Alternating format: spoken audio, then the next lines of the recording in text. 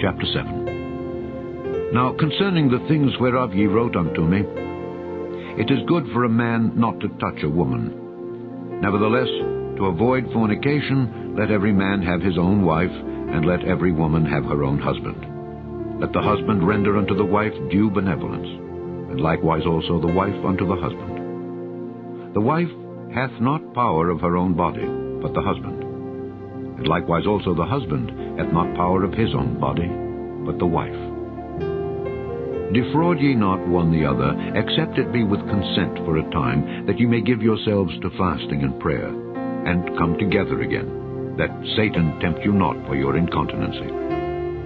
But I speak this by permission, and not of commandment. For I would that all men were even as I myself. But every man hath his proper gift of God, one after this manner, and another after that. I say therefore to the unmarried and widows, it is good for them if they abide even as I.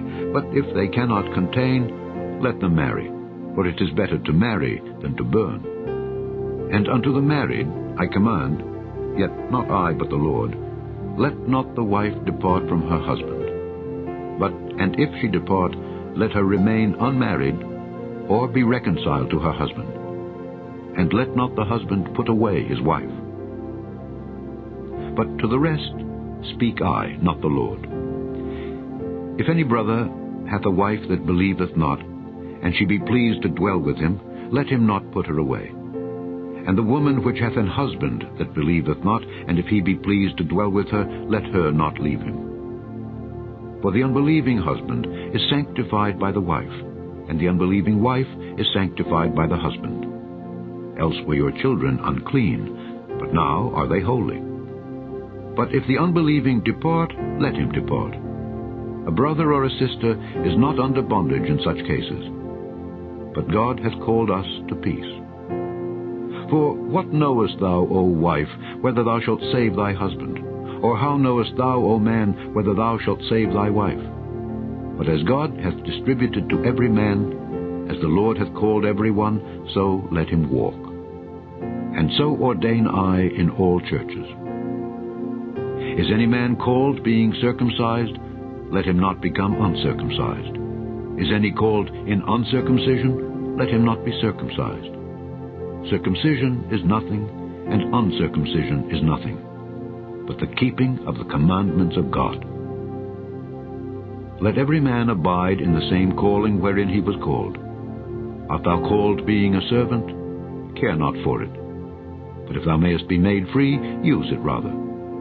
For he that is called in the Lord being a servant is the Lord's freeman. Likewise also he that is called being free is Christ's servant.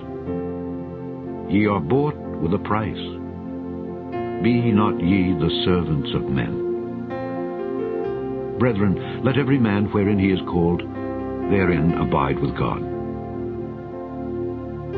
Now concerning virgins, I have no commandment of the Lord, yet I give my judgment as one that hath obtained mercy of the Lord to be faithful. I suppose therefore that this is good for the present distress. I say that it is good for a man so to be.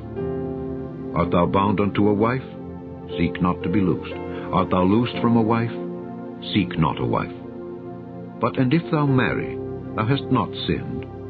And if a virgin marry, she hath not sinned. Nevertheless, such shall have trouble in the flesh.